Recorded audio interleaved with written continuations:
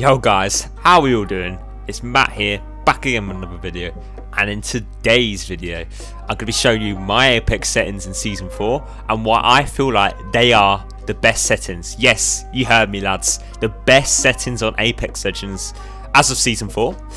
But you know what to do lads, if you like the content, please don't forget to leave a like and a sub, it would be greatly appreciated lads. But let's get straight into the video. So lads, here are the settings that you're looking for. So first things first, we got gameplay. So not many things you really need to change here, but you are entitled lads, you are entitled to change any of this if you don't feel comfortable with it. So first things first, the main thing you guys need to look out for is the crosshair damage feedback. So I have it on off. I just feel like sometimes you can see clearer of your targets, but it's not necessarily needed to improve at the game. You can put it off or you can put it on, but with the damage numbers I go for stacking. It's just easier to see for me. I don't know what it's like with floating. I've never tried floating, but like I said lads, you can try floating out, but I wouldn't really recommend messing about with that too much. But yeah, next thing we go into, the most important thing next is making sure you take taking damage closest death box menu on off. So what this does lads is basically it, when you're looting a box and someone shoots you, you can quickly armor swap despite taking damage guys, and I can't stress how important that is. If you're a decent player at the game and you want to armor swap in a really high tempo scenario, then that is like so integral to have that setting on off. But yeah, that's pretty much it for gameplay, and now we're going to go into controller. So here we are in controller. Lads, this is where you need to pay attention because these settings here are very different to most players.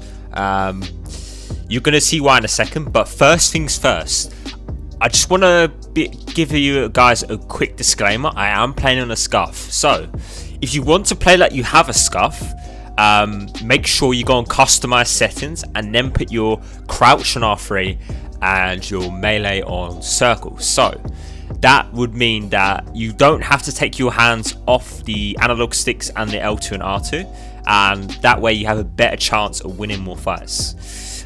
Now, crouch and aim button I put on toggle and hold. However, you can change crouch to hold. People without a scuff normally go for hold, but since I have a scuff, I put it on toggle. I don't know what really hold does, to be honest, but you can mess around with that if you really want to guys. L2 and R2 button dead zones, they are on none. Menu cursor speed I don't really mess around with, to be honest.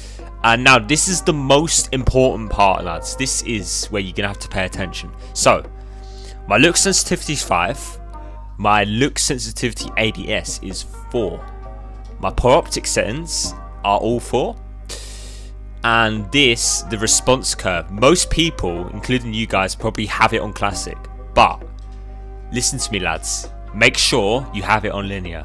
Linear is basically raw input. So if you don't know what raw input is, it's basically you have more range of movement when you're using your right stick to track or aim at people. So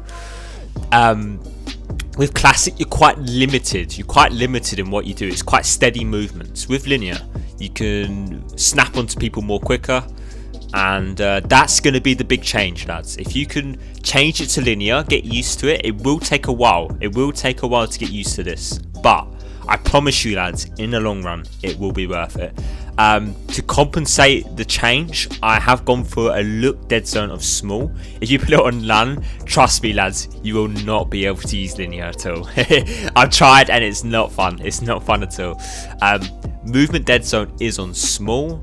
And finally, on the controller section, I repeat, I do not touch vibration. None of you guys should have that setting on, because that's the last thing you want in a gunfight on Apex. You do not want your controller vibrating like hell when you're in a gunfight. You're going to regret it. And finally, the advanced look controls I do not touch, lads, because we're on linear. There's no need to touch it. But if you're on classic, feel free to mess around with that.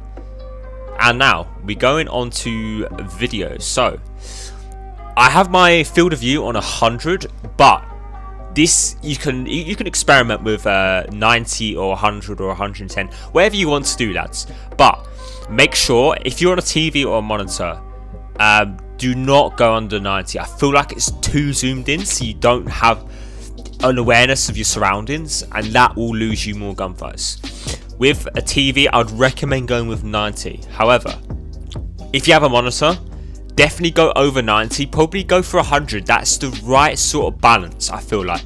It's not too zoomed in, it's not too zoomed out, and you know, you have a perfect balance of seeing where your enemies are.